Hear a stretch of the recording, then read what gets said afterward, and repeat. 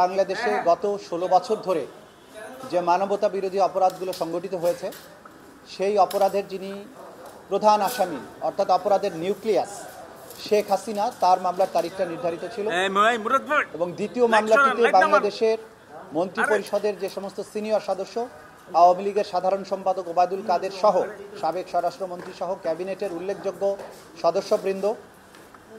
সাবেক প্রধানমন্ত্রীর যে সমস্ত উপদেষ্টা যারা তাকে এই ধরনের জঘন্য মানবতা বিরোধী অপরাধ সংগঠনের পরিকল্পনা প্রণয়ন পরিকল্পনা বাস্তবায়ন এটাকে উস্কানি দেয়া নানানভাবে এই অপরাধ সংগঠনের ব্যাপারে সাহায্য করেছেন নিজেরা ভূমিকা পালন করেছেন ডিসিশন মেকিংয়ে ভূমিকা পালন করেছেন তাদের মামলার আজকে তারিখ নির্ধারিত ছিল। আমরা আজকে অপরাধের যে নিউক্লিয়াস শেখ হাসিনার মামলায় আদালতের কাছে উপস্থাপন করেছি যে আমরা তদন্ত রিপোর্ট অনেক দূর অগ্রসর হয়েছি, কিন্তু পাশাপাশি জুলাই আগস্টের সংগঠিত যে মানবতা বিরোধী অপরাধ এবং গণহত্যা এর বাইরেও গত ১৬ বছর ধরে সিস্টেম্যাটিক্যালি বাংলাদেশের হাজার হাজার মানুষকে শেখ হাসিনার নির্দেশে এবং তার পরিকল্পনায় গোপন কারাগারের নিষ্ঠুরতম পন্থায় বছরের পর বছর আটক রেখে তাদেরকে নির্যাতন হত্যা করা এবং তাদের লাশকে সিমেন্টের বস্তার সাথে বেঁধে বিভিন্ন নদীতে ফেলে দিয়ে নিশ্চিহ্ন করে দেওয়ার যে অপরাধগুলো সংগঠিত হয়েছে সেই ব্যাপারে সরকার কর্তৃক গঠিত যে গুমের কমিশন, একজন মাননীয় বিচারপতির নেতৃত্বে গঠিত যে কমিশন, সেই কমিশনের অগ্রবর্তী প্রতিবেদন যেটা রাষ্ট্রের কাছে সেই কমিশন জমা দিয়েছেন তার আংশিক বাংলাদেশের মিডিয়ার জন্য উন্মুক্ত করা হয়েছে, যেটা গত দুদিন ধরে মিডিয়ার কাছে এই রিপোর্টগুলো ছাপা হচ্ছে ধারাবাহিকভাবে। সেই প্রকাশিত অংশ থেকে দেখা যায় ১৬ বছর ধরে বাংলাদেশে যে সমস্ত এনফোর্সড ডিসঅ্যাপিয়ারেন্সের ঘটনা ঘটেছে, নিষ্ঠুরতম পন্থায় মানুষকে বছরের পর বছর গোপন কারাগারে আটক রাখা হয়েছে, তাদেরকে নিষ্ঠুরতম পন্থায় হত্যা করে তাদের লাশকে নদীতে বা খালে বিলে ভাসিয়ে দেওয়া হয়েছে, ডুবিয়ে দেওয়া হয়েছে। এই অপরাধগুলোর সাথে তদানীন্তন প্রধানমন্ত্রী এবং অপরাধের নিউক্লিয়াস শেখ হাসিনা সরাসরি সম্পৃক্ত ছিলেন মর্মে সেই কমিশন তাদের মতামত ব্যক্ত করেছেন। একই সাথে তদানীন্তন সময়ে কয়েকটি গোয়েন্দা সংস্থার প্রধানেরা যারা এই অপরাধগুলো করেছেন তাদের বিভিন্ন ধরনের স্বীকারোক্তি বা তাদের যে বিভিন্ন বক্তব্য, পাশাপাশি গোপন কারাগারগুলোর অস্তিত্ব তারা খুঁজে পেয়েছেন, সশরীরে তারা সেগুলো ভিজিট করেছেন, ভিকটিমদেরকে দিয়ে সেই কারাগারগুলোকে আইডেন্টিফাই করেছেন। এই সমস্ত অপরাধের যে অংশটুকু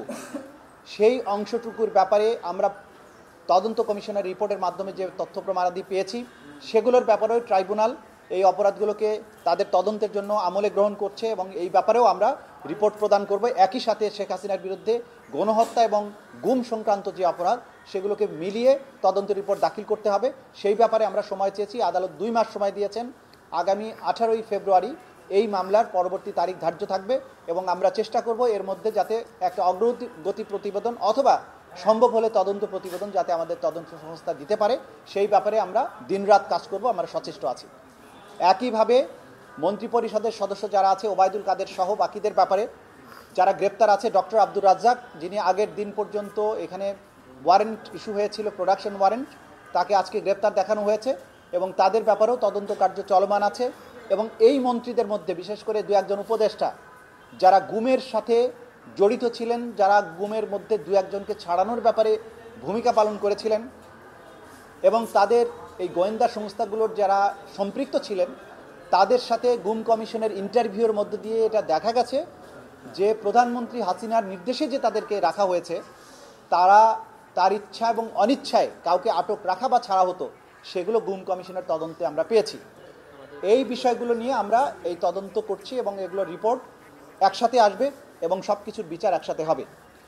পাশাপাশি আমরা আদালতের আজকে দৃষ্টি আকর্ষণ করেছি যে ওবায়দুল কাদের বাংলাদেশেই গত ৩ মাস ছিলেন, গ্রেপ্তারি পরোয়ানা জারি হওয়ার পরে বাংলাদেশে কোথায় তিনি কিভাবে ছিলেন, কেন তাকে গ্রেপ্তার করা হয়নি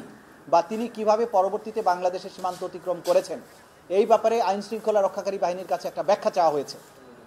এবং সেটা ১৫ দিনের মধ্যে যাতে এই ব্যাখ্যা দেওয়া হয় সেটা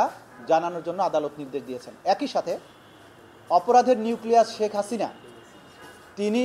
তার গ্রেপ্তারের ব্যাপারে যে আমরা ইন্টারপোলের মাধ্যমে রেড নোটিশ জারি করা, আদালতের যে গ্রেপ্তারি পরোয়ানা সেটা কার্যকরের কী ব্যবস্থা এবং ভারতের সাথে সম্পাদিত যে অপরাধীর বহিঃসমর্পণ চুক্তি অর্থাৎ এক্সট্রাডিশন ট্রিটি সেই অনুযায়ী কতদূর ব্যবস্থা নেওয়া হয়েছে সেটা জানার জন্য আদালত পরবর্তী 2 সপ্তাহের মধ্যে একটা প্রতিবেদন চেয়েছেন। মোটা দাগে আজকে এটাই ছিল আজকে কোর্টের প্রসিডিংস। আপনাদের সবাইকে ধন্যবাদ।